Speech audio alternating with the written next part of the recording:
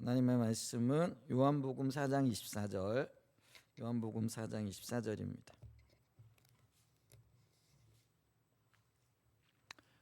우리 한 목소리로 한번 같이 읽습니다. 요한복음 4장 24절입니다. 시작. 하나님은 영이시니 예배하는 자가 영과 진리로 예배할지니라. 아멘. 네, 주일날 아침에 우리가 회복의 길을 좀 살펴보고 있잖아요. 그러니까 우리가 이 회복의 길을 살펴본다라는 건 우리가 조금 곁길로 이렇게 뭐라 그럴까 벗어나 있다. 조금이 아니라 아주 많이 벗어나 있는 거죠. 그래서 회복이라는 거는 벗어났던 그 길을 다시 돌이키고 돌아오는 것, 이거를 의미하는데, 그러면 이제 회복되어지기 위해서 우리가 어떤 것들이 필요한가? 그래서 그 몇 가지 요소들을 좀 살펴보고 있죠. 근데 뭐 자세하게 이런 것들을 다 살펴보려면은 그 하나하나를 좀 시간을 들여가지고 해야 되고요. 어떤 면에서는 이제 요 회복의 길에 대해서 살펴보면서 전체적인 맥락을 한번 쭉 이렇게 살펴보고, 필요하면은 이제 그 전체적인 맥락에 따른 어떤 요소들을 좀 자세하게 살펴보는 게 필요하죠. 그래서 이제 몇 가지 핵심적인 어떤 요소들을 지금 나누고 있는데, 그 중에 가장 중요한 게 뭐냐면은 우리가 십자가 복음의 토대에 서야 되는데, 십자가 복음의 토대에 선다라는 거는 다른 말로 얘기하면 신앙의 본질에 선다라는 그런 의미죠. 그래서 본질이라는 것은 더 핵심적인 요소 혹은 가장 중요한 것들이라 이렇게 얘기할 수 있는데, 그게 다름이 아니라 하나님과의 관계가 회복이 되어지는 거라는 거죠. 그러니까 하나님과의 관계를 이해할 때 우리가 알아야 될 게 뭐냐면은 하나님 그분이 어떤 분인가 이걸 알아야 된다라는 거죠. 그래서 하나님이 어떤 분인가 알았고, 또 하나님 그분을 아는 것이 우리의 신앙의 가장 중요한 어떤 추구가 되어지고 열망이 되어지는 것, 이게 중요합니다. 그러면서 이 하나님을 아는 것에서 핵심적인 요소 중에 하나는 뭐냐면, 그분을 인격적으로 아는 것과 지식적으로 아는 것을 구분할 줄 알아야 된다. 그래서 우리가 하나님을 지식적으로 아는 것을 토대로 해서 그분을 인격적으로 만나는데, 인격적으로 만난다라는 건 다른 영적인 것, 도덕적인 것, 혹은 또 어떤 하나님과의 관계가 기초되어지는 어떤 것들을 말한다라는 거죠. 그렇게 되어지면 이제 그분을 우리가 더 사랑하게 되어지는, 사랑함에 있어서도 우리가 어떤 영역에서 주님을 사랑한다라는 것이 무엇인가 하는 걸 알아야 된다라는 거죠. 근데 이제 성경적인 의미에서의 주님을 사랑한다라는 거는 전심으로 혹은 온 마음으로 혹은 모든 것으로 주님을 사랑하는 거죠. 근데 이제 왜 그게 가능하냐 하면은 주님이 우리를 사랑하시되 하나님이 우리를 모든 것으로 전적으로 혹은 생명을 다하여 이렇게 사랑해 주셨다라는 거죠. 그러니까 하나님 우리에게도 너도 마음을 다하고 뜻을 다하고 힘을 다하여 나를 사랑하라 이렇게 요구하고 계시다라는 거죠. 자, 그러면 이제 이렇게 하나님을 아는 것, 사랑하는 것이 신앙의 핵심적인 요소인데, 이게 가능하기 위해서는 우리가 하나님의 얼굴을 구하여 나가야 된다라는 거죠. 그럼 이제 하나님의 얼굴을 구한다라는 거는 하나님 아는 것을, 하나님 사랑하는 것을 가장 최우선적으로 혹은 우리의 목적 삼고 목표 삼는 것, 이걸 이제 하나님 얼굴 구하는 것이라 이렇게 말씀을 드렸죠. 그래서 우리의 신앙의 첫 출발이 결국은 얼굴을 구한다라는 건 하나님 그분을 찾는다, 그분께 초점을 맞춘다라는 그런 의미인데, 이게 이제 우리의 신앙의 출발이라는 거죠. 그래서 우리가 하나님을 찾아야만이 그분을 알 수 있고, 또 그분을 알게 되어지면서 그분을 사랑하게 되어지는 자리로 나아간다라는 거죠. 그래서 우리가 얼굴을 구해야 된다. 근데 이제 문제는 얼굴을 구해야 된다, 하나님 찾아야 된다라는 말을 수없이 듣는다라는 거죠. 그리고 그렇게 해야 또 어떤 면에서는 우리의 신앙이 출발하고 또 여기서 자라나게 되어지고 성장하게 되어지는데, 문제는 이런 이야기를 수없이 듣는데도 불구하고 하나님의 얼굴을 안 구한다라는 거죠. 다른 말로 얘기하면 하나님을 안 찾는다라는 거죠. 그러면 왜 안 찾는가라고 얘기했을 때에 우리 안에 믿는 구석이 있다라는 거. 근데 그 믿는 구석이 뭐냐면은 그래도 나는 할 수 있어. 그래도 내가 좀 노력을 하면 내가 노력 안 해서 그렇지 노력하면 할 수 있어. 근데 노력을 아무리 해봐도 안 되는 거죠.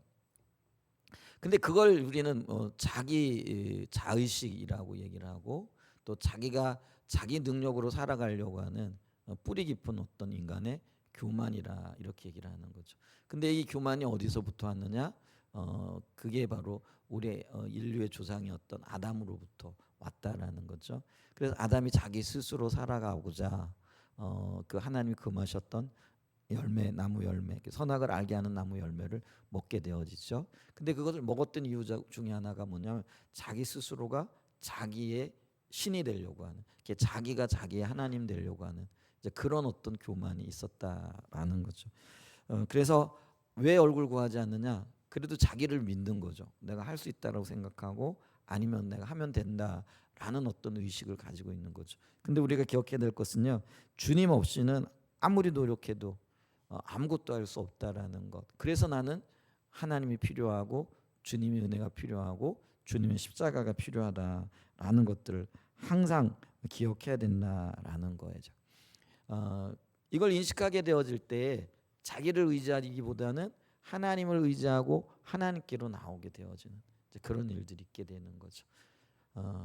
그러면 이제 내가 얼굴 구하지 않고 또 그게 교만이라고 했는데 근데 문제는 뭐냐면 내가 교만하면서도 교만한지 모른다라는 거예요.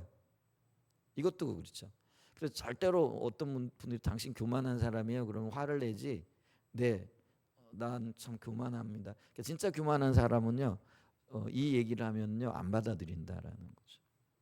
그리고 누군가 그 얘기를 하면요 굉장히 불같이 화를 내는 거죠. 그래서 누군가가 나에게 충고를 하잖아요. 그러면 그거를 수용하고 받아들인다라는 건 내가 부족하다라는 걸 인정하는 거잖아요. 근데 대부분의 경우요 우리는 기분이 나빠요.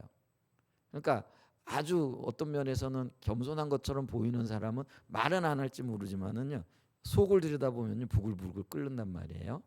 근데 조금 더 교만한 사람은요 부글부글 끓는 정도가 아니라 화를 아주 대놓고 내는 거죠. 근데 속으로 교만한 사람들은 그냥 아무 말은 안 하지만 속에서 부글부글 끓게 되어지는 거죠. 그래서 우리가요 교만한 사람은 절대로 자기가 교만하다라고 이야기를 하지 않습니다. 그래서 여러분 보세요. 누군가 나에게 잘못을 지적하거나 아니면 충고를 하거나 이럴 때 화가 나나요? 아니면 그래 맞아 내가 이런 부분이 있어 그러니까 내가 조심해야 돼 이렇게 반응을 하나요?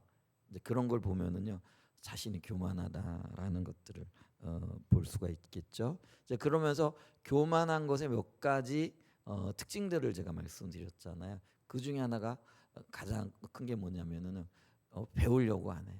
들으려고 안 한다라는 거죠. 그리고 그 우리가 성경에 보면 가장 대표적이었던 사람들이 바리새인들의 경우이죠. 그들은 절대로 배우려고 하지 않았고 들으려고 하지 않았던 이제 그런 어떤 분들이 있다라는 거죠. 그거는 내가 다 알고 있어 하는 그런 어떤 지적인 교만도 포함이 되어진다. 그 다음에 이제 고집이 센 것, 완고함이라는 거죠. 이것도요 우리가 교만한 증상이고요. 다른 사람들이 나보다 못해 보이는 거 있죠. 이게 그러니까 이제 우리가 무시를 하는 거죠. 근데 성경은 뭐라고 얘기를 해요? 나보다 남을 낮게 여기고 또 사람을 대하되 죽게 하듯 하라 이렇게 말씀하고 있잖아요. 근데 우리가 사람이 보이면은 사람의 외형이 보이고 입고 있는 옷이 보여지고 또 어떠면 타고 다니는 차가 보여지고 또 살고 있는 집이 보여진다. 이제 그런 걸 가지고 우리가 사람을 평가하고 어떤 면에서는 나보다 낫네 못하네 이런 생각 자체가 벌써 내가 교만하다라는 거죠. 우리는 그 사람의 고유 가치를 봐야 되는데 그 사람의 고유 가치가 뭐예요? 그 안에 하나님이 계시다라는 거예요. 하나님의 형상을 닮았다라는 거예요. 그것 자체로 귀하고 그것 자체로 어떤 면에서는요 마땅히 우리가 사랑하고 존중해야 될 이유가 되어진다라는 거죠. 근데 이제 그 사람의 어떤 외형적인 것 이런 것들 가지고 사람을 평가하거나 그러다 보면 당연히 이렇게 무시하게끔 되어지는 일들이 있게 된다라는 거죠. 그 다음에 또 하나 우리 언어 가운데 불평이 많은가 감사가 많은가. 그러니까 작은 것들을 가지고도요. 주님이 우리를 여기까지 이끄셨잖아요. 먹이고 입히시고 우리가 자녀들 교육시키는데 얼마나 많은 돈이 들어요. 나중에 결혼시키고 한국 문화에서는 아이들 결혼시키고 난 다음에도 애프터 서비스 해야 된다고 그러더라고요. 그러니 얼마나 많은 돈이 이렇게 들어요. 근데 그런 거 생각하면은 또 어떤 면에서는 입에서 뭐라 그럴까요? 이렇게 탄식이 나오고 불평이 나오죠.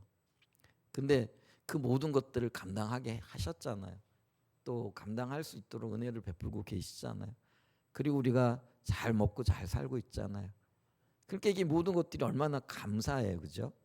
돌아서면은 그 모든 것들이 감사하고 하나님이 인도하셨다.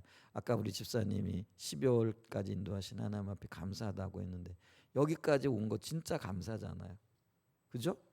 그러니 우리가 입을 열 때마다 주님 참 감사해요. 그리고 그 감사의 말이 사람이 진짜 감사하게 되어지면은요, 이게 부드러워지게끔 돼 있거든요. 다른 사람들에 대한 배려와 관용이 여기서 나와요. 내 마음이 풍족한 데서 그게 나오는 거거든요. 근데 다른 사람에 대해서 뭐랄까요, 무시도 따라오고 혹은 뭐 이게 그 관용하는 마음 뭐 이런 것들이 없는 건요. 사실은 내 마음이 편치 않기 때문에 그렇다라는 것일 수 있잖아요. 그 얘기는 감사가 오는 거예요. 그러니까 우리가 그 부분을 좀 한번 살펴보는 은혜가 있었으면 좋겠어요. 내 입술에 감사가 있는지, 그리고 그 감사가 관계 속에서 이렇게 자연스럽게 묻어 나오는지, 내 옆에 있어줘서 고맙고. 그렇잖아요. 우리 말썽장애 아들 딸들 또 돌봐야 할 부모 이렇게 하는데 만약에 그 아들 딸이 없었다면은 표현이 좀 그렇지만 예전에 그랬잖아요. 외양간에 비어 있는 것보다는 지저분하지만은 소가 있는 게 낫고 송아지가 있는 게 훨씬 더 유익하잖아요. 그죠? 소가 없어서 외양간이 비어 있다 그러면은 농사 지을 때 어떻게 할 거예요? 그리고 자식들 교육시킬 때 우리 부모들 보니까 소 한 마리씩 팔아가지고 대학 등록금 내고 저희 어머님 그러셨거든요. 그 얼마나 감사해요, 그죠? 있다는 것 자체만으로도 감사해요. 그래서 자식이 있음에 감사하고 내 남편이 옆에 있음에 감사하고 아내가 함께 있음에 감사하고 부모님이 살아계시니 감사하고 그렇잖아요. 저는 뭐 부모님이 일찍 다 돌아가셨잖아요. 제 아내도 그렇고 저도 그렇고 물론 이제 아버님은 조금 늦게 이렇게 돌아가기도 하셨지만은 명절 때 참 편하긴 해요. 뭐 어디 왔다 갔다 하는 수고도 없고요. 뭐 가야 된다는 생각도 딱히 없고요. 뭐 그래서 편하긴 해요. 근데 딱 그때까지만인 거예요. 그렇잖아요. 그게 그냥 주님 부모가 계셔서 감사하고 찾아뵐 수 있어서 감사하고 이렇게 돌봐드릴 수 있어서 감사하고 이게 존재 자체로 감사한 거잖아요. 그래서 우리가 옆에 있는 분들이 이렇게 한번 돌아보세요. 그리고 가족들도 돌아보고 우리 지체들도 이렇게 좀 한번 보세요. 그러면은 얼마나 감사해요. 옆에 있어서 줘서 감사하고 함께 신앙생활할 수 있어서 감사하고 이렇게 어려운 시기에 혹은 또 우리가 신앙의 본질을 추구하는 교회로서 우리가 옆에 있는 지체가 없었으면 또 얼마나 외로웠겠어요. 그잖아요. 이제 그렇게 함께 갈 수 있어 참 감사하고. 그런데 이 감사한 존재들을 향하여 따뜻한 말, 또 표현들, 따뜻한 눈길들 이게 이제 감사가 말만 있는 게 아니잖아요. 그렇게 우리가 감사가 있어야 되는데 이런 감사가 없다라고 한다면은 내가 지금 교만한 상태에 있는 거다. 이제 이런 것들을 좀 돌아볼 수 있으면 참 좋겠다 이렇게 싶습니다.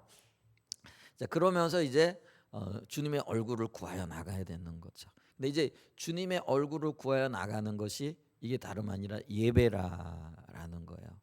그래서 우리가 어떤 면에서 보게 되어지면은 이 예배가 얼굴 구하는 것과 굉장히 긴밀한 연관이 있고 이게 교회의 가장 핵심적인 기능이 되어져야 된다라는. 그러니까 교회가 해야 될 일들이 여러 가지 일들이 있어요.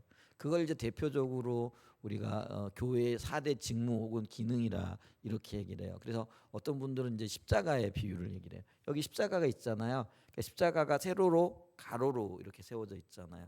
그래서 가장 저기 중앙에 이렇게 만나는 접점에는 십자가의 복음, 이렇게 신앙의 본질이 있어야 되고요. 그 본질을 토대로 위로는 하나님 앞에 드려지는 올바른 예배가 드려져야 돼요.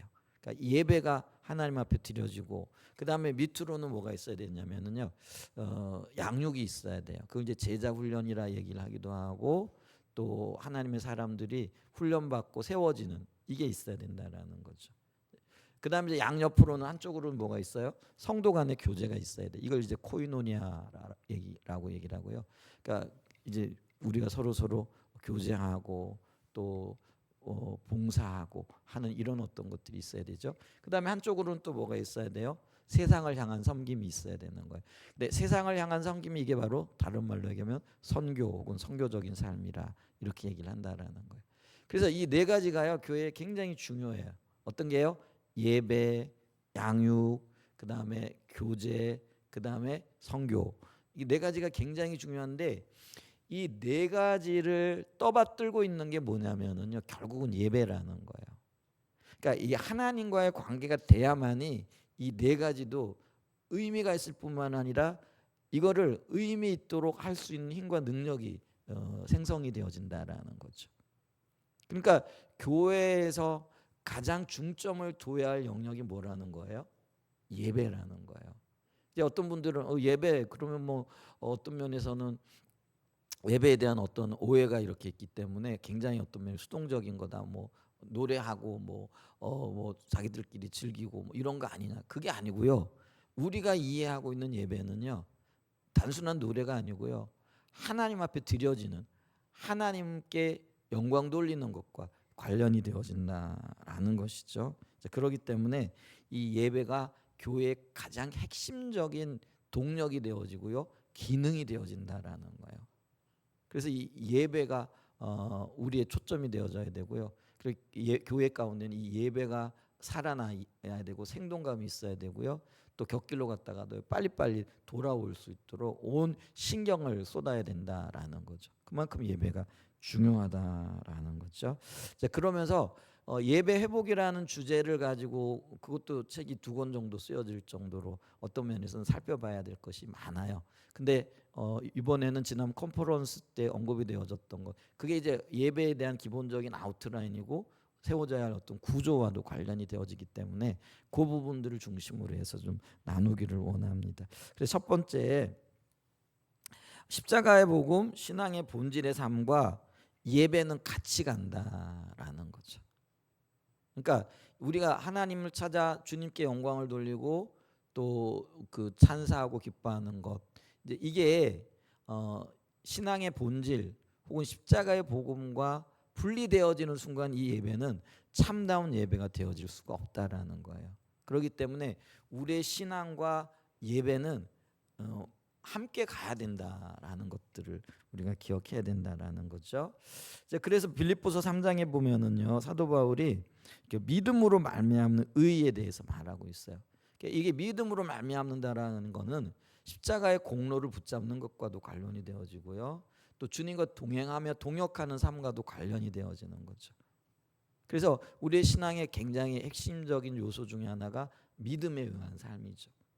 근데 믿음에 의한 삶을 살기 위하여 십자가의 공로를 붙잡는 것, 이게 굉장히 중요한데요. 근데 이게 이제 우리의 참된 믿음이라는 거예요. 근데 이 참된 믿음을 말하면서 동시에 가장 먼저 뭐를 언급을 하고 있느냐면요. 우리가 주님 앞에 드리는 예배에 대해서 언급을 하고 있다라는 거죠. 자, 빌립보서 3장 3절을 좀 보면은요. 이렇게 얘기를 해요.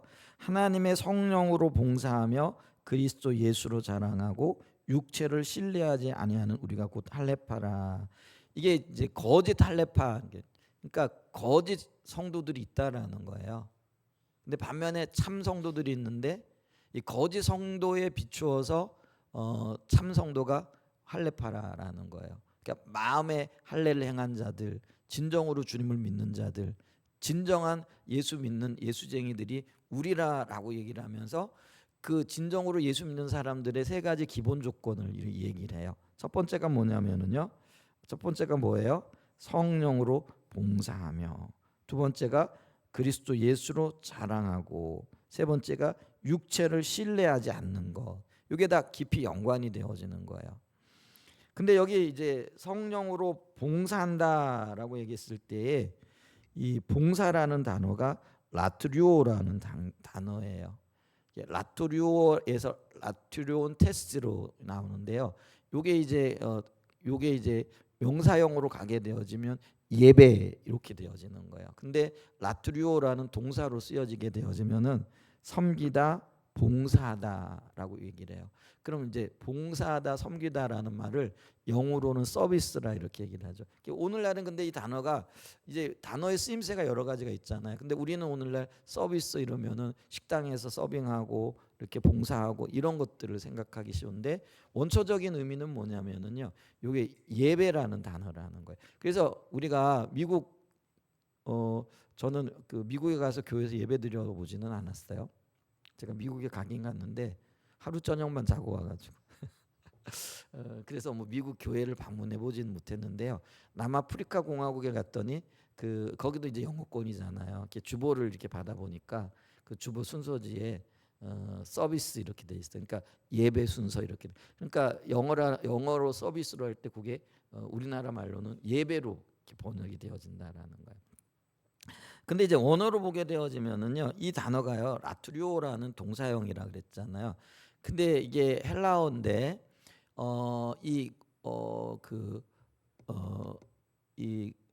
헬라어로 이렇게 구약 성경을 번역할 때 그게 이제 우리가 LXX 이렇게 해가지고요, 70인 성경 이렇게 표현을 해요. 그래서 그거는요, 히브리어 성경을 헬라어로 번역한 거예요. 72명의 그 뛰어난 학자들에 의해 가지고 번역이 되어진, 이제 헬라어로 번역이 되어진 거죠. 근데 히브리어로 아바드라는 단어가 이게 예배한다, 섬기다, 봉사한다 이런 단어이거든요. 근데 이 아마드라는 단어를 헬라어로 라투리오라는 번역으로 이렇게 그 단어로 이렇게 번역을 했다라는 거예요.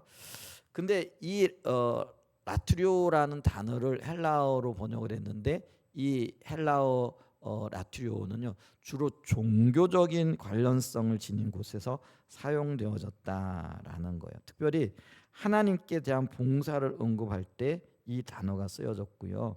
그리고 이 단어는 모두 다 아주 극히 예외적인 경우를 하나를 제외하고는요, 모두 다 주님과의 관계 혹은 제의적인 관계를 이야기할 때 이 단어가 쓰여졌다라는 거죠. 그렇기 때문에 우리가 이게 성령으로 봉사하며라고 우리가 우리나라 말로 번역이 되어져 있는데, 원어적으로 의미는 성령으로 예배하며라고 읽어야만이 이 본문의 뜻이 보다 분명해진다라는 것들을 우리가 볼 수가 있다라는 거죠. 그래서 아까 근데 진정한 할례파가 참다운 신앙을 갖기 위하여, 또 참다운 신앙으로 나가기 위하여 해야 할 세 가지 기본적인 자세라고 얘기했잖아요. 그게 성령으로 봉사하고, 또 하나는 예수로 자랑하고, 육체를 신뢰하지 않는 거. 근데 가장 먼저 등장하는 게 뭐예요? 성령의 인도를 따른 예배를 얘기한다라는 거예요. 그렇기 때문에요, 우리가 참다운 믿음, 참다운 신앙, 신앙의 본질의 삶을 살아가기 위해서 가장 기본적인 게 예배와 관련이 되어진다라는 거죠. 그래서 예배가 무엇이고, 예배에 대한 분명한 이해를 가질 뿐만 아니라 그 이해를 따른 온전한 예배를 드리게 되어질 때에 우리의 신앙이 건전한 신앙이 될 뿐만 아니라 하나님이 기뻐하시는 신앙이 된다라는 거죠. 근데 이게 우리의 신앙적인 삶과 같이 가야만이 그게 온전한 예배가 되어진다라는 거죠. 자, 그러면서 이 예배는 하나님의 얼굴을 구하여 나가는 거다. 이게 이제 두 번째 우리가 살펴볼 건데요. 그래서 예배의 핵심은 하나님의 얼굴을 구하여 나가는 것이다. 시편 24편 6절에 보면은요. 자, 시편 24편 6절에 보면 이는 여호와를 찾는 족속이요 야곱의 하나님의 얼굴을 구하는 자로다. 그래서 여기 찾는 족속, 얼굴을 구하는 자, 이게 중의적 표현이잖아요. 그래서 사실은 여호와를 찾는 것과 하나님 얼굴을 구하는 게 같은 의미예요. 그걸 근데 같은 단어를 쓰게 되어지면은 강조를 하는데 지루하잖아요. 그러니까 요거를 같은 의미를 내포하면서도 다른 단어를 쓴 거예요. 그러니까 하나님을 찾는 것과 얼굴을 구하는 거는 같은 의미다라는 것들을 우리가 봐야 되고요. 그다음에 우리가 시편 24편 전체를 보면은요. 이 시편 24편이 여호와의 산에 오를 때 불렀던 노래라는 거예요. 그러니까 여호와의 산이 어떤 산이에요? 시온산이라고 얘기하기도 하고요. 성전산이라고 얘기를 해요. 그러면 시온산, 성전산이라고 얘기할 때는요. 그곳에 모세의 장막이 있었고요. 그리고 나중에는 그곳이 이제 솔로몬의 장막이 성전으로 변화되어지는 거죠. 예루살렘 성전이 되어지는 거죠. 근데 이제 이게 다윗의 찬양이라 이렇게 일컬어지는데 다윗 때만 해도 예루살렘 성전이 어떤 지어지지 않았던 때잖아요. 근데 그때도 그곳에는 뭐가 있었냐면 모세의 회막이 있었다라는 거죠. 그래서 사람들이 그 모세의 회막에 나가 예배드리기도 하고, 물론 이제 그게 제한적이긴 했죠. 그곳에서 하나님을 찾고 구하고, 그리고 절기에는 그곳에 가가지고 제사장의 인도를 따라가지고 온 백성들이 하나님 앞에 예배하고 기뻐하고 축제하고 이제 이런 일들이 있었다라는 거죠. 그래서 이스라엘 백성들이요, 원래 이 예루살렘이 고도가 굉장히 높아요. 그러니까 우리식으로 얘기하면은 대관령 정도죠. 그러니까 해발 800m 정도 되어지는. 근데 이제 저 여리고나 이런 데 보면은요 해발 250m. 그러니까 이게 뭐냐면은 지형이 그래요. 이렇게 지중해에서 이렇게 쭉 올라가는 지형이고요. 요단강에서 급격하게 이렇게 올라가는 지형이에요. 그래서 우리가 여리고에서 예루살렘으로 가는 그 표현을 뭐라고 하냐면 올라간다라는 표현을 써요. 올라가는 표현이 뭐냐면은 이 여리고는 여기가 해저, 그러니까 바다보다도 땅이 더 낮은 지역이에요. 그래서 이스라엘 지형이 아주 특이하잖아요. 보통은 바다보다는 높죠. 우리나라가 그렇거든요. 근데 이 요단강 중심으로 사해 지역은요 무려 300m 이상, 400m까지, 그러니까 바다보다도 아주 낮은 지역이 되어지는 거죠. 그러니까 이 사해가 물이 빠져나가지 못하는 거죠. 바다보다 낮은 지역. 그러니까 물이 쌓여가지고 그곳이 이제 어떤 면에 썩게 되어지고 그런 어떤 지역이 되어지죠. 사해를 죽음의 바다 이렇게 얘기를 하잖아요. 왜냐하면 물이 빠져나가지 않고 그러다 보니까 많은 어떤 염분이 쌓이고 어쨌거나 이 사해 옆에 거의 여리고가 있잖아요. 그 요단강 그 위쪽에. 그러니까 이제 예루살렘으로 올라가고 그 다음에 갈릴리에서도요 예루살렘으로 올라와야 되는 거죠. 그러니까 이제 낮은 지역에서 높은 곳으로 올라가게 되어지는 이제 이런 현상이 나타나는 거예요. 그래서 성전산에 올라간다라는 표현들이 쓰여지고 있고요. 그러면서 성전에 예배드리기 위하여 갈 때, 예를 들면 저 갈릴리에서 온다든지 먼 지역에서 오게 되어질 때에 사모하는 마음으로요. 이들은 하나님 앞에 찬양하고 예배. 우리 옛날에 많이 그랬어요. 그 수련회를 갈 때 우리 다음 세대들도 처음에 이제 본고에 차 싣고 가면 이제 찬양으로 시작을 하잖아요. 이제 기대하는 마음으로. 그런데 어느 날 제가 갑자기 놀랐어요. 갑자기 막 아이들이 막 노래를 하는데요. 이건 찬양은 아닌 것 같고 뭔가 자세히 들어봤더니 내 나이가 어땠어. 한참 그 트로트인가 그게 막 이제 유행하는 게 있었어요. 그런 노래들을 아이들이 찬양하다가 이제 지들끼리 이제 신이 났던 모양이에요. 뭐 하다 보니까 꿍짜라 짝짝 그러더니 내 나이가 어때서 뭐 이러면서 나오더라고. 그래 저 깜짝 놀라가지고요. 야 그거 그게 무슨 노래냐 그랬더니 목사님 모르세요, 요즘 유행하는 노래인데. 그래 한 해는 제가 아주 깜짝 놀랐던 이런 기억도 나기도 하는데, 왜 그래 우리 수련회 가고 그러면은 뭐 심심하기도 하지만은 갈망하는 마음 있고 이러니까 복음성가 노래 뭐 이런 거 하잖아요. 제가 필리핀에서 이렇게 이동을 하는데 그때 필리핀 훈련을 갔을 때 같아요. 그래서 우리 목사님들, 특별히 여자 목사님들 여러 번 갔어요. 그러니까 여자 목사님들 같이 가니까 은혜스럽더라고요. 왜냐하면 그분들은 입을 가만히 안 있더라고요. 주로 뭘 하냐면 그게 좋은 의미라는 거예요. 그게 우리는 남자 목사님들은요 그냥 눈 감고 자든지 그냥 아무 소리 안 하고 있어요. 근데 여자 목사님들은요 예배합니다, 찬양합니다 이러면서요 내내 움직이는 때 예배를 하고 그러더라고요. 그러니까 옆에 이렇게 끼어 있으니까 굉장히 은혜스럽더라고요. 그러니까 영적인 거예요, 확실히. 근데 보세요, 이게 영적이다 보니까 이들이 예배하러 갈 때 그냥 가는 게 아니에요. 사모하는 마음으로 찬양하고 노래하고 이런 거예요. 근데 성전산에 올라갈 때 불렀던 노래, 이게 이제 물론 다윗이 지었긴 하지만 다윗의 후손들, 이제 그때는 예루살렘 성전이 있었겠죠. 많은 사람들이 올라가면서 노래를 불렀는데 그 노래의 핵심이 뭐냐면 여호와를 찾는 자들이 되어져야 된다. 하나님의 얼굴을 구하여 나가야 된다 하면서 이 노래를 부르며 나갔다라는 거예요. 그래서 우리가 이런 걸 볼 때도 이미 그때도 그랬고 지금도 그래요. 예배의 핵심은 뭐예요? 하나님을 찾는 거라는 거예요. 예배의 핵심은 다른 말로 얘기하면 하나님의 얼굴을 구하여 나가는 거라는 거예요. 그게 예배의 가장 중요한 요소이다. 그러면서 이 얼굴을 나가여 주님 찾고 주님 앞에 머무르고 또 주님으로부터 오는 것들을 듣기를 원하는 것, 이게 가장 활발하게 이루어지는 공간이 어디냐면요, 우리가 공예배로 모였을 때라는 거예요. 그리고 그때가 가장 어떤 면에서는요, 하나님의 임재가 크고 또 사모하는 마음들이 있고 또 활발하게 성령의 역사가 일어나는 시점이라는 거죠. 그러니까 이게 굉장히 중요해요. 그래서 우리가 물론 흩어졌을 때도 예배할 수 있어요. 또 예배해야 되고요. 그리고 개인적으로도 예배할 수 있어야 되고 예배해야 됩니다.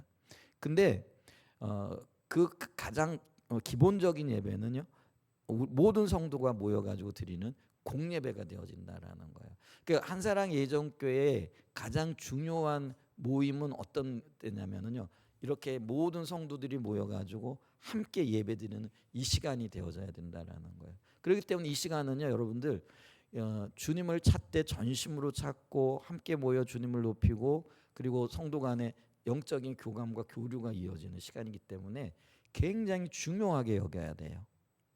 근데 우리는 이제 그런 거죠. 현대적인 어떤 서구 문화, 서구 사상들이 들어오면서 그게 이제 특별히 외형적이고 혹은 개인주의적인 어떤 성향으로 흐르게 되어지는 거죠. 그러니까 사람 얼굴 보는 게 어떤 면에서 불편하고 누군가가 나에게 관심을 가져주는 게 별로 달갑지 않은 그런 시점이 되어졌다는 거죠. 그러니까 이제 어떤 분들은 사람의 시선이 뭐라 그러냐면 부담스럽고 그러니까 아이 나 그냥 안 나가고 집에서 예배드릴래, 유튜브로 예배드리면 돼. 요즘 얼마나 뭐라 그럴까요? 잘 돼 있어요. 저는 그렇게는 못 해봤지만 예를 들면은 여기서 드리는 예배가 텔레비전하고 유튜브가 텔레비전으로 연결된다면서요. 우리 저기도 텔레비전하고 연결되잖아요, 그죠? 그러면 거기다가 이제 어떤 시스템만 좀 작아져 놓으면은요, 여기서 예배드리는 것보다 훨씬 더 편안하게, 예를 들면 사운드라든지 화면도 편안하거든요. 그렇잖아요. 그러면은 나 집에서 예배드릴래, 유튜브로 예배드릴래, 그렇게 하기 쉽다라. 그래서 한국에 지금요 가나안 성도들이 200만, 250만 명이 되어진다는 거죠. 이 가나안 성도가 뭐예요? 그걸 안 나가 성도라 이렇게 얘기를 하더라고요. 그래서 굉장히 심각한 문제가 되어졌는데요. 근데 그거는요 예배의 본질을 모르는 거예요. 예배는요 만남이라는 거예요. 근데 이 만남이라는 거는요 하나님과의 만남, 그리고 하나님 안에서 성도가 연합하고 함께 교제하는 그 만남도 포함되어진다라는 거예요. 가장 먼저는 하나님과의 만남이지만은요 주님 안에서, 성령의 안에서 성도와 성도가 함께 교제하는 거잖아요. 그러니까 여러분 보세요. 성경은요 하나님 사랑을 이야기하면서 같이 동시에 가는 게 뭐예요? 사람 사랑을 얘기하는 거라는 거예요. 그러니까 하나님을 만나고 하나님을 찬양하고 하나님을 높이고 동시에 우리는 뭐예요?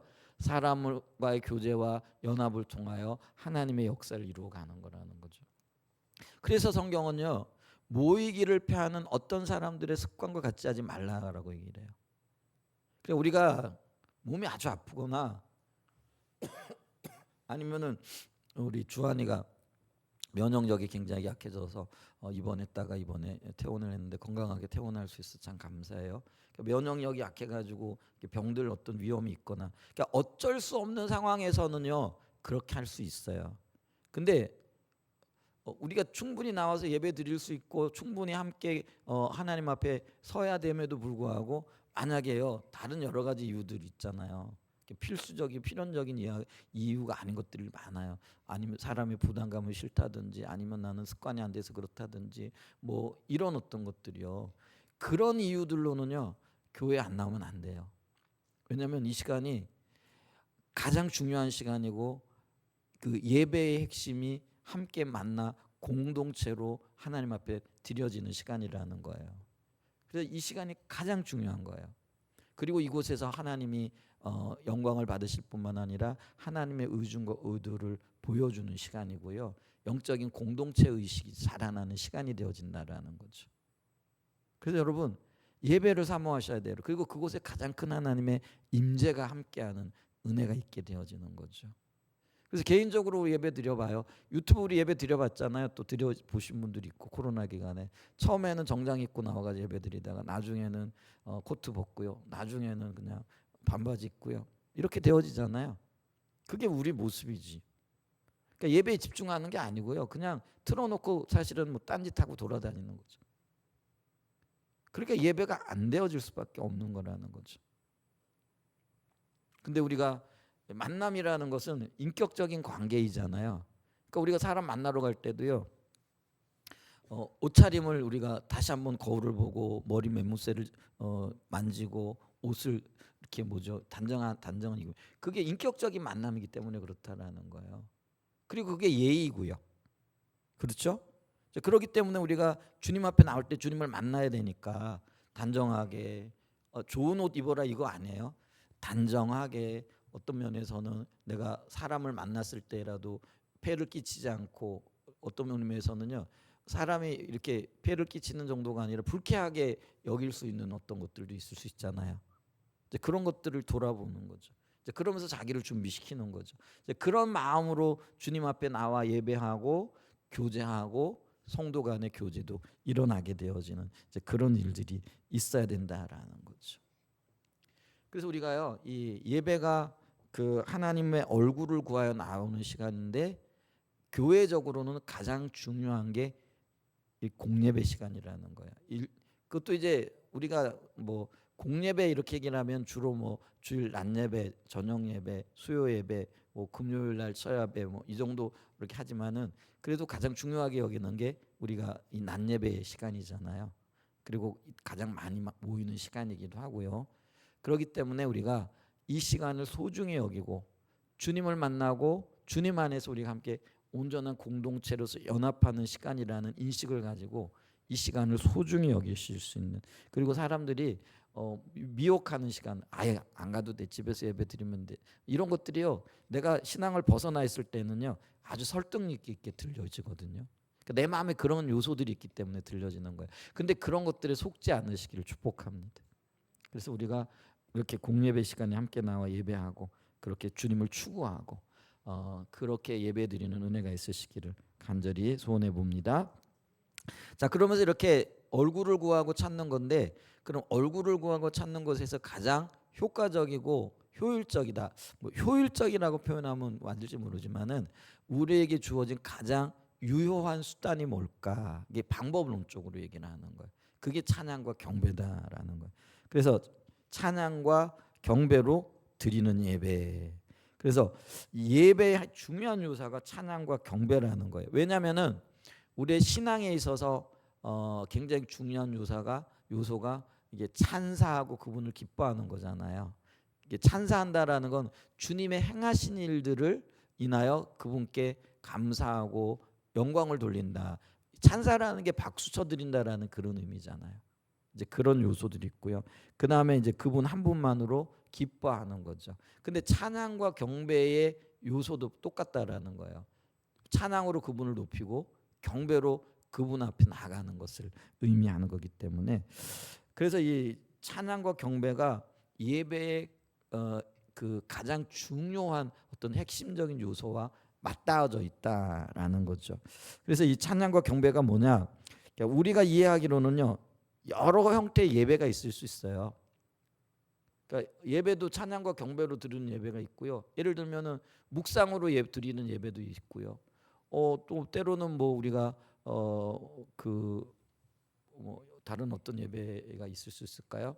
뭐 어떤 그 봉사함으로 드리는 예배, 섬김으로 드리는 예배, 이런 모든 것들도 하나의 예배의 한 형태일 수 있잖아요. 그러니까 우리가 그런 것들이 교회 안에 다 필요합니다.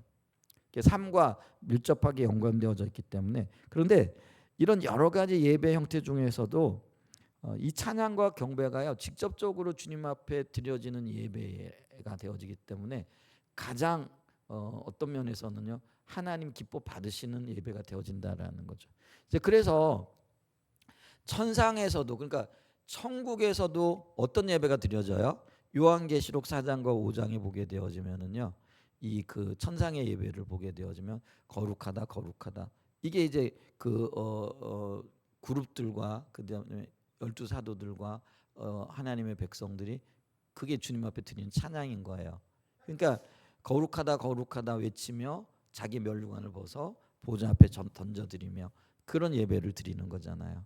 그리고 이 예배의 어떤 형태와 모형을 보고 다윗이 하나님께서 아마 환상 중에 그 천상에서 드려지는 예배를 보여줬던 것 같죠. 그래서 다윗이 다윗의 장막에서 법궤 앞에서 드렸던 예배가 찬양과 경배였다라는 거예요. 그래서 하나님이 가장 기뻐 받으시는 예배 중에 하나가 찬양과 경배로 드려지는 예배다. 그래서 이 찬양과 경배는요 하나님께서 행하신 놀라운 일들, 그게 이제 하나님 우리를 창조하시고 또 우리를 구원하셨죠. 그리고 지금도 우리를 인도하고 계시죠. 이런 것들로 인하여 하나님께 찬사를 드리고 그분 자신으로 인하여 기뻐하는 거라는 거죠. 이게 바로 찬양과 경배라는 거예요. 그렇기 때문에 우리가 이 찬양과 경배가 예배의 굉장히 중요한 한 요소가 되어진다라는 거죠. 그다음에 이제 또 이 찬양과 경배로 드리는 예배 가운데 작은 두 번째를 좀 살펴보면요, 예배의 핵심은 하나님의 영광을 보는 것이다라는 거죠. 그러니까 예배가 만남이라 그랬잖아요. 그래서 이 만남을 통해서 우리는 정보를 얻게 되어지는 거예요. 어떤 정보를 얻게 되는가? 하나님에 대한 정보를 얻는 거죠. 그러니까 사람과 사람도 만나게 되어지면은 이 사람의 기분이 나쁘거나 아니면 오늘 기분이 좋구나 아니면 이 사람이 뭘 원하고 있었구나, 이런 어떤 대화나 만남을 통해서 그걸 알게 되어지잖아요. 그러니까 정보를 얻게 되어진다라는 거죠. 마찬가지로요 우리가 예배 가운데 주님을 향하여 나가게 되어지면은요 우리가 예를 들면 찬양과 경배가 가사 하나하나에 우리의 마음을 담고 우리의 신앙의 고백을 담아가지고 주님 앞에 나갈 때 이걸 하나님이 참 기뻐하시는구나, 아니면 이 기뻐 받으시면서 주님이 흥겨워하시는구나, 그러면서 주님께서 주님의 마음을 우리에게 알려주시는 거예요. 그러니까 예를 들면 내가 기쁘다든지 아니면은 우리가 이 말씀을 찬양과 경배를 드릴 때 우리가 깨닫게 되어지는 어떤 것들이 있잖아요. 그게 다름이 아니라 하나님께서 자기를 오픈하시는 거라는 거죠. 그래서 우리는 그걸 보고 하나님에 대한 정보를 얻게 되어지는 거라는 거예요. 이런 일들이 있게 나오는 거예요. 그래서 예배의 핵심이 하나님의 영광을 보는 건데, 영광을 본다라는 건 하나님 그분에 대한 정보를 얻게 되어지는 거죠. 하나님은 우주보다 넓으신 분이니까 우리가 오늘 어떤 하나를 봤다고 해가지고 하나님을 다 알게 되어졌다? 그건 아니죠. 근데 아주 작은 영역일 것이라고 할지라도 하나님 그분이 어떤 분인가, 그분이 어떤 마음을 가지고 계신가, 그분이 지금 뭘 원하고 계신가, 이 정보를 알게 되어졌다라는 거예요. 그러니까 그게 영광을 본 거라는 거예요. 하나님 그분에 대해서 뭐 작은 깃털만한 먼지만한 하나를 봤다라고 할지라도 그것만으로도 우리에게 너무나 큰 어떤 면에서는요 기쁨이 되어지는 거죠. 그 하나님을 알게 되어지고 만나게 되어진다라는 거죠.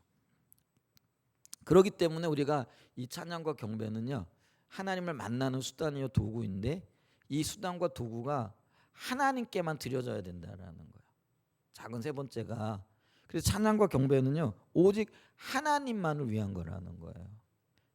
그렇잖아요. 찬양과 경배 그 자체가 높인다라는 의미가 있고 찬사한다라는 의미가 있는데, 이게 다른 것에 돌려진다, 다른 것에 드려진다, 혹은 사람에게 드려진다, 이거는 목적이 맞지 않는 거죠. 다른 거죠. 그래서 찬양과 경배는요 우리가 오직 하나님께만 드려져야 되는 거예요. 그래서 우리가 굉장히 조심하는 게 뭐예요? 혹시 찬양과 경배를 통해서 사람에게 초점이 맞춰지고 사람에게 영광에 돌려질까봐. 근데 이제 그런 것들이요 우리가 특송이라든지 예를 들면 성가대 같은 경우도요. 성가대는 하나님을 찬양하는데 근데 이제 우리는 그 하나님께 초점을 맞춰보다 성가대가 얼마나 노래를 잘하나 음정이 틀렸나 안 틀렸나 이러면서 거기에 초점이 맞춰지고요. 그리고 누가 이렇게 하면 그 집사님 오늘 참 좋았다고 잘했다고 칭찬하고 이제 그렇게 흘러가. 그러니까 우리의 타락한 본성이 그렇게 흘러가는 거예요. 목적과는 상관없이 그를 가는 거예요. 그러니까 그런 것들이 굉장히 조심스러운 거죠. 근데 그게 이제 어떤 면에서는요 곁길로 가다 보니까 이제는 어떻게 되어져요? 이것도 찬양을 보여주기 위한 사람에게 보여주기 위한 것으로 흘러가는 거죠. 그러니까 이제 어떤 현상이 나타나요? 노래 잘하는 사람을 돈 주고 사오는 거예요. 그리고 돈 주고 그 악기 연주하는 분들도. 그래서 있잖아요. 음대 다니는 학생들 중에 특별히 크리스천 학생들 중에는요.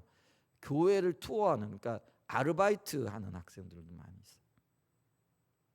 그러니까 일부 예배 때는 이 교회 가가지고 연주하고 2부 예배 때는 저 교회 가가지고 연주하고 그러면 그 학생에게는요 그러니까 그건 재능을 파는 거잖아요. 그 재능을 가지고 주님을 높이고 주님께만 영광을 돌리고 주님이 물론 이제 뭐 우리가 그걸 뭐 나쁘다 아니 가진 재능을 가지고 학비도 벌어야 되고 생활도 해야 되니까 뭐 이렇게 얘기하면 할 말은 없는데요. 근데 우리가 그게 일상화되어져 있고 그게 마치 정상인 것처럼 생각하게 되어지면은 그거는 아주 잘못된 거잖아요. 근데 오늘날 그런 현상들이 너무 많이 나타난다라는 거예요. 예를 들면 못하더라도 교회 안에서 예를 띵깡 거리더라도 정말 주님을 높이는 그런 마음으로 연습해 가면서 은혜를 구하고 주님 도와주세요. 제가 주님을 찬양하고 예배드리고 싶어. 이런 마음으로 하나가 되어져 가지고 높이는 것과 재능을 가지고 재능 잘하는 돈으로 사와 가지고 그 시간만 때우는 거. 근데 그렇게 온 분이 예배에 대한 이해가 있겠어요? 아니면은 한 마음이 되어져 주님을 높이고 하나님께만 예배하겠다는 그런 개념이 있겠느냐라는 거예요. 그러니까 이 마음 자세부터 틀린 거 아니에요.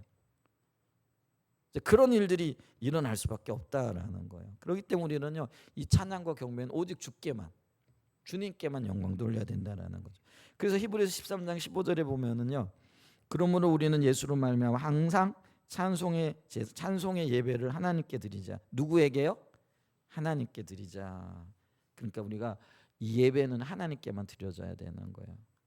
그러니까 동시에 이런 개념이 서게 되어지면은요. 작은 네 번째는 찬양과 경배는 절대로 사람을 위한 것이 아니다라는 거죠. 그래서 사람에게 초점을 맞추거나 누구를 높이거나 이렇게 드려져서는요. 이 예배가 타락한 예배가 되어진다라는 것이죠. 자, 그래서 이게 하나님께만 드려지는 찬양이기 때문에 굉장히 중요한 게 뭐냐면은요. 작은 다섯 번째가 뭐냐면 직접 화법의 찬양이 굉장히 중요해요. 왜냐하면 하나님과 나는 인격적인 관계잖아요. 그러니까 인격적인 관계는요. 직접 1대1로 나가가지고 만나야 되는 거예요. 그리고 할 말 해야 되는 거예요. 우리 제일 기분 나쁜 게 뭐예요? 어떤 일들이 다른 사람을 통해서 들려오는 거잖아요. 차라리 있잖아요. 너 잘못했어. 그래도 그 소리를 대놓고 얘기를 하면은요. 그래 내가 아니면 그러면 변명이라도 하든지 아니면은 네가 틀렸다라고 얘기를 하든지 아니면은 내가 인정을 하든지 그러면 되잖아요. 근데 그거를 제3자를 통해 가지고 만약에 들려왔다. 그러면은 어때요? 굉장히 좀 기분이 나쁘잖아요. 물론 뭐 칭찬하는 소리 들려질 때는 좀 기분이 좋긴 하겠지만은 그래도 그렇잖아요. 그렇기 때문에 인격적인 관계에서는요. 1대1의 관계가 굉장히 중요해요. 그래서 우리가 하나님을 높일 때도요. 이렇게 2인칭으로 그러니까 있잖아요. 예를 들면 물건 취급을 하지 않는 거죠. 당신을 사랑합니다. 당신 앞에 섰습니다. 이렇게 하는 거죠. 그래서 이게 우리가 그걸 주님 앞에 서야 되는 그게 이제 직접 화법이라는 거. 2인칭으로 주님 앞에 직접적으로 상대해 나가는 거잖아요. 근데 이제 우리나라 언어 습관이 그게 잘 안 되어져 있어요. 그래서 우리가 얘기를 할 때도 우리는 뭐 이런 것들이 좀 애매할 때가 참 많이 있잖아요. 언어 습관이 그렇고 표현 자체가 그렇긴 해요. 그래서 그런 걸 좀 고쳐보자라는 거죠. 그래서 주님 앞에 사랑을 고백할 때도 당신을 내가 사랑합니다. 주님 내가 사랑합니다. 근데 이제 우리나라 표현의 당신이란 표현보다도 그냥 주님 사랑합니다. 하나님 사랑합니다. 이렇게 표현하는 게 좋아요. 이렇게 뭐냐면은 당신이란 말이 조금 한국적인 어떤 그 이해에서는 이게 조금 뭐랄까요, 건방지게 들리는 것 같기도 하고 이제 이런 것들이 있어서 그냥 주님 사랑합니다. 당신을 사랑합니다보다는 주님 사랑합니다. 하나님 내가 주님을 사랑합니다. 이렇게 표현하는 것이 조금 더 직접적이지 않을까, 이제 이런 생각을 좀 해보게 되어지는 거죠. 자, 그렇기 때문에 우리가 이 찬양과 경배를 드릴 때도, 그래서 우리가 찬양과 경배 선곡할 때도 굉장히 주의를 하잖아요. 그러니까 이게 직접적으로 주님 앞에 드려지는가, 아니면 사람을 통한 청유고, 그러니까 권유고, 아니면은 뭐 이렇게 한 바퀴 돌리는 건가, 이제 이런 것들을 얘기를 하죠. 그리고 예를 들면은 주님 사랑합니다 이거보다 이것이 낫지 주님 사랑합시다 이건 아니라는 거예요. 그러니까 주님 사랑합시다는 표현 속에 물론 나도 포함이 되어져. 우리나라 언어 습관에 그게 들어가니까요. 그러니까 우리는 이제 우리라는 어떤 표현을 잘 쓰기 때문에 그렇다라는 거죠. 근데 그거보다는 그냥 내가 주님을 사랑합니다. 이게 더 직접적이고 더 와닿는 표현이 되어질 수 있다라는 거죠. 그래서 이제 직접 화법의 어떤 표현법을 써야 된다라는 거죠. 그래서 성경에서도요, 이제 그거를 이야기를 하고 있는데요. 주님 앞에 드려지는 찬양을 두 종류의 찬양으로 구분을 해요. 에베소서 5장 19절을 보면은요. 에베소서 이렇게 5장 19절 여기 보면 시와 찬송과 신령한 노래들로 서로 화답하며, 시 그러니까 우리는 이제 오늘날의 개념으로 예를 들면 시집 생각을 하는 거죠. 그러니까 예를 들면은 뭐 어떤 표현으로 좀 그럴까요? 그 시집, 어떤 시인 이러면은 뭐 그 어떤 언어적인 표현 뭐 이런 것들을 생각하잖아요. 근데 여기 쓰여져 있는 이 시라는 단어는요, 푸살모스라는 헬라어인데요, 신성한 노래를 얘기를 해요.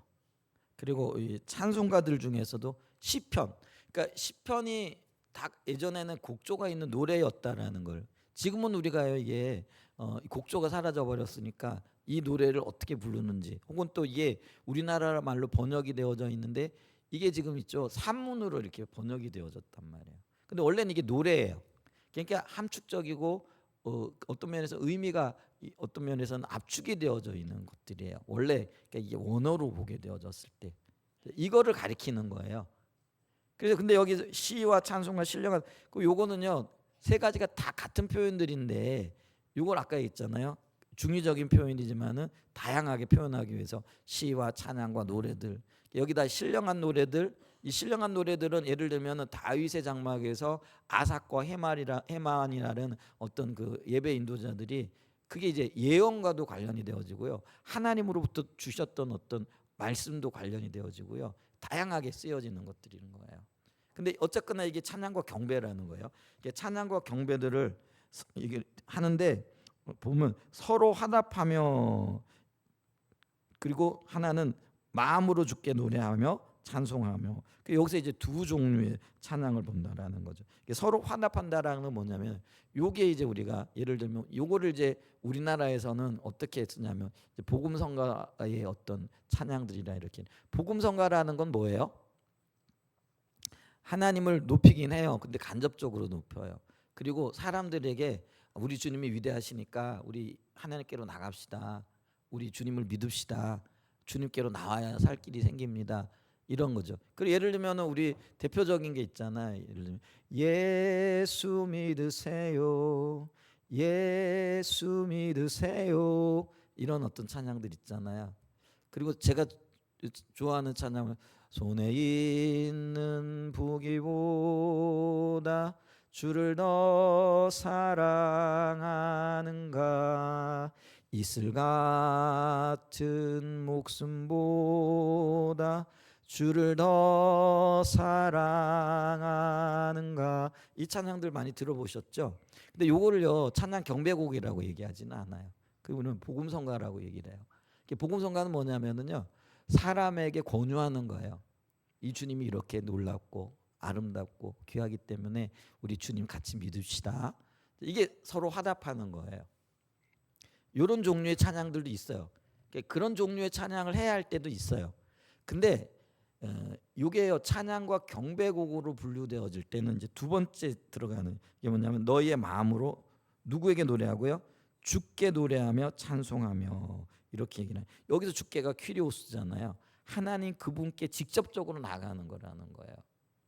그러니까 이게 찬양도 단계가 있거든요. 우리가 다음에 보게 되어지면은 그러니까 미리 좀 얘기를 하게 되어지면은 우리가 세상에서 막 한 주간 동안 살았어요. 바쁜 일도 하고 또 여러 가지 신경 쓰는 일도 있고 그래서 주님을 놓치고 살아갔단 말이에요. 근데 이제 주일을 맞이하고 주님 앞에 돌아왔어요. 근데 우리 마음이 기계가 아니잖아요. 예를 들면 기계 같은 경우는 텔레비전 어떤 뭐예요 채널은 딱 돌리면은 KBS 나오다 MBC 나오고 MBC 딱 돌면 바로바로 그냥 SBS 나오든지 이게 가능하잖아요. 근데 사람이 세상에 있다가 교회 와가 앉았다고 해가지고 세상이 곧바로 교회 모드로 찬양 모드로 바뀌는 게 아니잖아요. 이제 그러니까 이게 좀 표현이 좀 그런데 예열 과정이 필요한 거예요. 요때 잠깐 할 수 있는 게 그 아까 얘기했던 권유연 서로 화답하며 찬양이 필요한 거예요. 그래서 우리가 찬양과 예배를 드릴 때 1단계에서 가장 어떤 면에서는 주님 앞에 나왔을 때 가장 낮은 단계에서는 요거를 할 수가 있어요. 그래서 뭐 권유하고 우리 주님 앞에 나와 예배합시다 찬양합시다 뭐 이렇게 다 와서 찬양해 뭐 사랑을 주신 주님께 뭐 이러면서 우리 다 같이 와서 찬양하자 이렇게 요게 복음성가형이면서 권유형 찬양이 되어지는 서로 화답하는 찬양이라는 거죠. 근데 두 번째부터는 그렇게 해서는 안 돼요. 왜냐하면 우리의 마음이 준비되었으니까 이제는 뭐예요? 다른 사람은 개입하지 말라는 거예요. 그럼 내 초점이 오직 누구에게만 있어야 된다라는 거예요? 주님께만 맞춰져야 된다라는 거예요. 그러니까 주께만 맞춰져야 되는 거예요. 그러니까 이 찬양은요 직접적으로 주님 앞에 고백하며 나가야 되는 거예요. 사랑합시다가 아니라 그건 청유형이잖아요. 그 뭐예요? 사랑합니다로 나가야 된다라는 거예요. 왜? 이 인격적인 관계고 그러기 때문에. 근데 이제 예를 들면은 가끔 가다가 우리가 그 곡이 잘못 선택되어졌다라든지 아니면 언어의 어떤 표현 때문에 그런 의미를 가지고 있는데도 요게 이제 가끔 있는 것들이 있어요. 이제 그런 것들은 우리가 부를 때는 예를 들면은 곡의 찬양 가사 하나만 바꾸면 되잖아요. 그냥 합니다로 하든지 드려요로 한다든지 이렇게 해요. 근데 이제 그것도 좀 조심스러운 부분은 있어요. 왜냐하면 이거를 곡을 쓴 원작자가 있을 거 아니에요. 원곡자가 있을 거고. 근데 이제 그런 걸 갖다 놓고 무턱대고 개사한다든지 뭐 글자 한두 자 바꾸는 걸 뭐 개사한다라고 얘기할 수 없겠지만은 이제 표현의 문제겠지만 이제 그런 것들도 있을 수는 있어요. 그래서 우리가 어떤 때는 원곡자의 어떤 곡들을 혹은 표현대로 이렇게 하려고 하지만은 근데 우리의 의식 속에는 그게 있어야 된다라는 거예요. 무슨 말인지 되죠? 주님 앞에 나갈 때 왜냐하면 이 곡을 쓰는 분들도 이런 이해를 다 가지고 있는 건 아니잖아요. 그러니까 찬양과 경배에 대한 이해도 그러니까 우리가 가지고 있는 형태의 어떤 이해를 가진 분들도 있지만은 그렇지 않은 분들도 있을 수 있잖아요. 그런 어떤 문제점이 있을 수는 있죠. 그럼에도 불구하고 우리는 어떻게 된다고요? 그 직접적으로 그래서 가능하면 우리는 이런 이해들이 바탕이 되어져 있고 또 주중에 거의 뭐 만나 예배하고 하다 보니까 뭐 처음부터 어떤 면에서는 그냥 직접 화법의 찬양으로 나가는 경우가 많죠. 그게 이제 어떤 면에서는 우리가 공통의 어떤 뭐라죠? 그 이해가 깔려 있기 때문에 그게 가능하더라는 거죠. 그래 어쨌거나 우리의 찬양은요 직접 화법의 찬양으로 나가는 게 맞고요. 이제 그럴 때 우리가 하나님의 영광을 더 볼 수 있고요. 그 영광을 보는 것만큼 하나님 앞에 나가게 되어진다라는 거죠. 그러면서 이때 우리가 중요한 게 있는데 그게 뭐냐면요. 우리가 하나님 앞에 나갈 때 직접 화법으로 나갈 때라도 가사만 직접 화법이고 가사만 주님께 초점이 맞춰져 있으면 그거는 의미가 없는 거잖아요. 그럼 우리의 마음이 주님 앞에 초점을 맞춰져야 된다라는 거. 그래서 우리가 찬양을 드릴 때도요. 가사 하나하나 우리 그 가사를 그냥 불러 제끼는 거 아니잖아요. 그러니까 우리가 이렇게 집중하기 위해서는요. 이 가사의 의미 하나하나를 생각하고 묵상하는 마음으로 나가야 돼요. 그 사랑한다라고 고백할 때 정말 내가 주님을 사랑하는 아까 간절히 주님 기다려요 그럴 때 정말 내가 주님을 기다리는 마음이 있느냐라는 거예요. 이걸 자기를 점검해 가면서 가사 하나하나에 마음을 싣고 그렇게 나가야 되는 거예요. 그냥 입만 뻐끗뻐끗 해가지고는 그게 찬양과 경배가 아닌 거예요. 그걸 우리는 노래라고 얘기를 해요. 야, 아이들이 예를 들면은 부모에게 뭐 부모 생일이라고 생신이라고 뭐 선물을 해오는데 억지로 이렇게 할 수도 있잖아요. 그리고 뭐 야 엄마 생일이야 뭐 이래가지고 준비할 수도 있는데 그래 어쩔 수 없이 가지고 영혼 없이 근데 정말로 엄마 고마워하고 또 그 생일 축하하는 그 마음으로 어떤 게 더 기쁘겠어요? 부모 입장에서 보면은요 안 주는 것보다는 낫겠지만은 그래도 그게 있잖아요. 그러니까 우리도 마찬가지예요. 정말 마음을 담아가지고 주님 앞에 나가야 된다. 그러니까 우리가요 찬양과 경배할 때 딴 생각할 겨를이 없어요. 어떤 생각을 해야 되는 거예요? 가사 하나 하나에 마음을 담아 주님 앞에 표현하고 동의하고 네 그렇게 살겠습니다. 이게 내 마음입니다. 이걸 담아가지고 마음을 다해 들어야 된다, 가야 된다라는 거예요. 그다음에 일곱 번째가 십자가의 공로만을 의지해야 되는 거죠. 여기서도요 자기 모습 바라보면 안 돼요. 그러니까 이게 교만이 두 가지의 종류가 있잖아요. 자기가 너무 잘한다고 그래서 주님도 필요 없다라고 생각해요.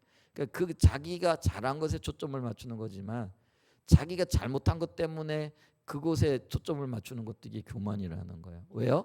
원래 내 모습이 그 모습이라는 거예요. 내게는요 할 만한 힘과 능력이 없는 거예요. 그래서 우리가 십자가의 공로가 필요한 거잖아요. 연약한 것도 내려놓고요. 주님 원래 제가 그래요. 실수한 것도 내려놓고요. 그리고 뭐 어떤 면에서는요 마음 아픈 것들도요 주님 그래서 내가 주님이 필요하고요 내가 이런 것들을 할 만한 힘과 능력이 전혀 없네요. 그래서 주님 붙잡습니다. 이게 십자가의 공로만을 의지하여 나가는 거라는 거죠.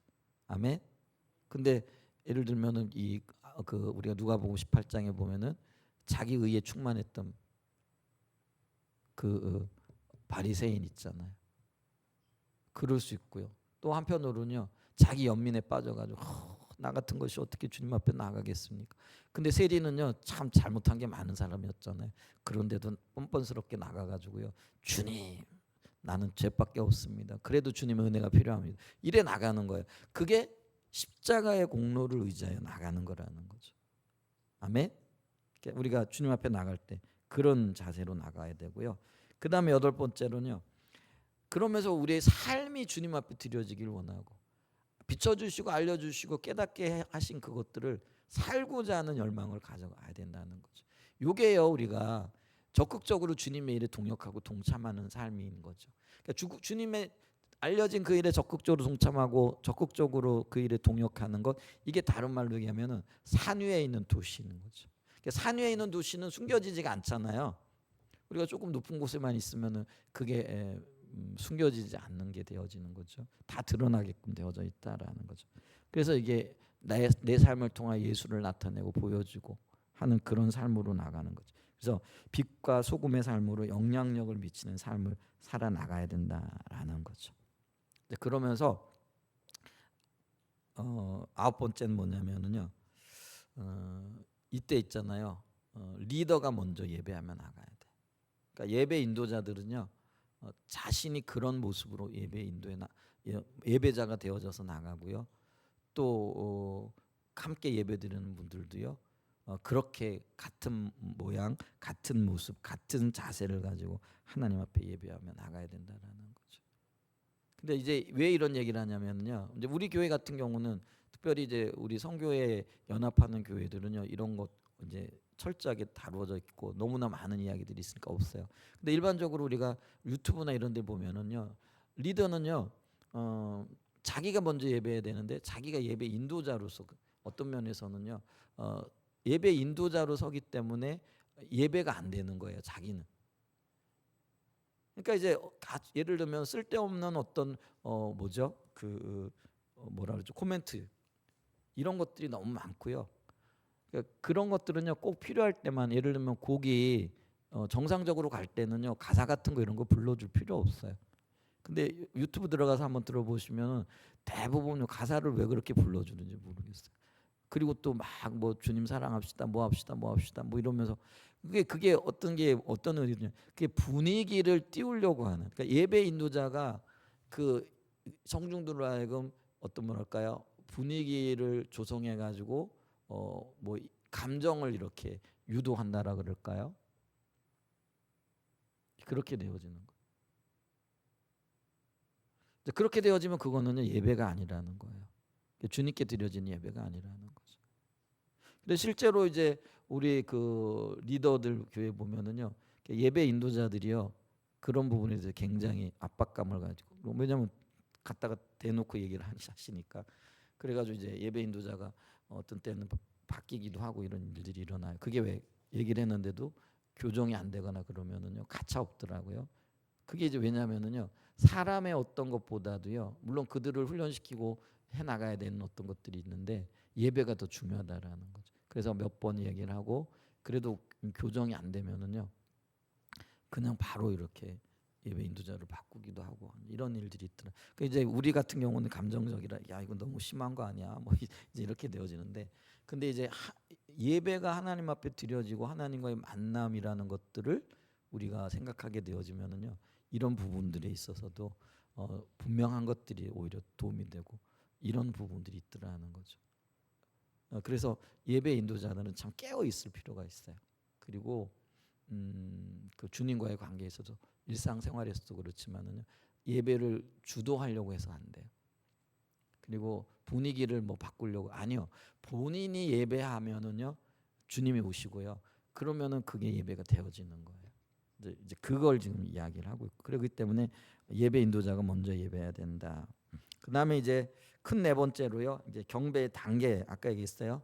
경배로의 부름이 있어요. 1단계가. 아까 얘기했잖아요. 세상에서 막 살고 있는데 막 여러 가지 생각과 이렇게 섞여져 있을 거 아니에요. 이제 그런 것들을 이제 분리해내고 또 그런 것들을 뭐 어떤 면에서는 주님께로 초점을 맞추기 위해서 우리 자 모여가지고 찬양합시다. 주님께만 초점 맞추십시다. 뭐 이러면서 나갈 수 있는 거죠. 그게 이제 경배로의 부름이에요. 그 다음에 이제 경배로 들어가면요. 자, 이 경배로 들어가면은 또 나누어질 수 있어요. 어떤 분들은 7단계로 나누기도 하고 어떤 분은 6단계로 나누기도 해요. 그래서 첫 번째 단계가 뭐냐면은요. 찬양, 그 다음에 경배, 그 다음에 선포, 그 다음에 감사, 그 다음에 뭐 강구, 그 다음에는 치밀한 사랑의 고백, 뭐 이런 식으로 나가는 거죠. 그러니까 이게 지난번에 말씀드렸지만은, 그러니까 우리가 있는 자리에서 영광의 임재의 이 자리가 너무 먼 거예요. 근데 여기서 한 번에 점프해 가지고 뛸 수가 없잖아요. 그러니까 여기다 계단을 놓는 거예요. 그게 이제 단계라 얘기를 하는 거죠. 그래서 예를 들면 오늘 우리가 찬양과 경배를 드렸을 때도 여기 4단계가 있는 거죠. 처음에 이제 찬양과 단계였고요. 두 번째 경배의 단계였어요. 그 다음에 세 번째는 뭐였느냐면요. 강구의 단계였어요. 그 다음에 네 번째가 사랑의 표현의 단계가 되어지는 거죠. 근데 요게 이제 7번째, 6번째, 7번째 어떤 그 단계이면서 동시에 큰 의미에서는 세 번째 은밀한 사랑의 고백의 단계가 되어지는 거예요. 그러니까 은밀한 사랑의 고백에서도요. 일반적인 사랑의 고백이 있고 진한 사랑의 고백이 있을 수 있어요. 표현이 좀 그래요. 근데 흔히요. 우리 진하게 사랑을 고백하는 사랑 표현, 사랑을 담고 있는 이 경배곡이 찬양곡이 없어요. 거의. 왜냐면요. 이 단계에 도달해 있는 찬양 인도자들 혹은 찬양을 쓰는 그러니까 곡을 쓰는 분들이 없는 거예요. 그러니까 여기까지 가가지고 주님의 깊은 사랑을 경험하고 이런 것들을 표현해내고 이런 것들을 나눌 만한 예배 그러니까 찬양과 경배 곡을 쓰는 분들이 그렇게 흔하지 않은 거예요. 간혹 가다가 한번 나와요. 예를 들면 이게 굉장히 진한 사랑의 고백이라고 할 수 있어요. 나 주님 그 뭐죠? 주님 날 그러면서 뭐 하여간 그거 들어보면 사람들이 들어보면 뭐 침소로 날 들이소서 뭐 이런 표현들 있잖아요. 그러면 사람들이 뭐야 저건 뭐야 이상한 표현을 하네. 이럴 정도로 주님과의 어떤 친밀한 교제 가운데에서 하나가 되어지고자 하는 그런 표현들이 그건요 경험해 보지 않으면 안 나와요. 그러니까 우리가 간혹 일반적인 사랑의 고백, 그러니까 우리가 드리는 사랑의 고백이 많은 경우에 지금 여기에 머물러 있어요. 근데 이제 거기에 주님이 임재하시면 분위기나 이런 건 좀 달라지겠죠. 그래서 좀 우리 우리 그 다음 세대들 중에요. 이런 걸 경험하면서 이걸 좀 곡으로도 쓰고 가사로도 쓰고 이렇게 만들어내는 다음 세대들이 세워지기를 축복하고 그랬으면 참 좋겠어요. 그래 그런 사랑의 고백을 진한 사랑의 고백을 정말 드리면서 예배가 이렇게 아름답게 드려지는 그런 은혜가 있었으면 좋겠어요. 우리가 거기까지 못 갔지만은요. 그래도 일반적인 사랑의 고백을 할 때도요. 오늘 예배가 참 주님께서 함께 하시잖아요. 그걸 주님이 굉장히 기뻐하시는 거예요. 근데 이 예배가요 생물과 같아서 점점 더 자라나야 되는 거예요. 그래서 그 예배의 수준이 그 교회의 어떤 면에서는 수준이 되어지는 거예요. 이제 그런 은혜가 있으면 좋겠고요. 자, 큰 다섯 번째로요. 이렇게 우리가 이렇게 예배드리고 나갈 때 예배의 또 다른 핵심 중에 하나는 하나님의 임재를 만나게 되어지는 거예요. 그래서 예배의 한 핵심은 하나님의 임재이다. 근데 이 임재가 결국은 우리가 예배를 드릴 때도 주님께만 초점을 맞춰 나가는 거예요. 그게 하나님 얼굴을 구하는 예배가 되어져야 돼요. 이게 같이 가야 되는 거예요. 이럴 때에 우리 안에 예배가 회복이 되어지고 주님이 임재하시고 주님이 만나주시고 그러면서 우리가 주님을 만날 때 비로소 우리가 변화되어지는 거예요. 사람 안 변한다 그러잖아요. 근데 주님을 만날 때 변화가 있게 되어지는 거예요. 주님 안 만나면은요 백날 교회를 다녀봐야 변화가 없어요. 근데 주님을 제대로 한번 딱 만나잖아요. 변화가 시작이 되어지고요. 변화가 있게끔 되어진다라는 거죠. 근데 이게 주님을 언제 만나느냐? 예배를 통해서 이게 가장 효과적이고 어떤 면에서는 예배 가운데 주님 만나게 되어지고요. 근데 주님을 만나는 이 몸부림을 하게 되어지는데 가장 효과적인 게 찬양과 경배다. 그래서 다윗이 그렇게 했고요. 그래서 수없이 다윗이 찬양과 경배를 썼잖아요. 그리고 거기다 곡을 붙이고요. 주님을 만난 경험이 있으니까 온전한 예배를 드리기를 그렇게 원했던 거죠. 그런 예배 회복이 우리 교회에서 더 많이 깊어지고 또 아름답게 세워지는 은혜가 있길 축복합니다. 한 가지 이렇게 얘기를 하면 우리 교회 예배가 많이 자라나긴 났나 봐요. 지난주인가요? 어떤 분이 와서 함께 예배하고 기도하는 시간이 있었거든요. 근데 그분이 그 고백을 하더라고요. 그 이 예배가 여기까지 오기까지 많은 분들의 어떤 뭐라 할까요? 이렇게 기도 또 그 갈등 또 주님을 찾는 것 이런 것들이 느껴졌다고. 그러니까 너무 예배가 좋다라는 거죠. 다른 교회 분들이 오셔가지고. 근데 이제 우리는 그건 모르죠. 왜냐면 우리는 늘 이렇게 드리니까. 근데 필요한 건 뭐냐면 분명한 건 뭐냐면 우리의 예배가 자라나야 된다라는 거예요. 더욱 더 자라나야 된다라는 거죠. 네, 좀 늦었습니다. 곧바로 우리 찬양 하나 하고요. 성찬하도록 하겠습니다. 십자가 추가곡 26장입니다.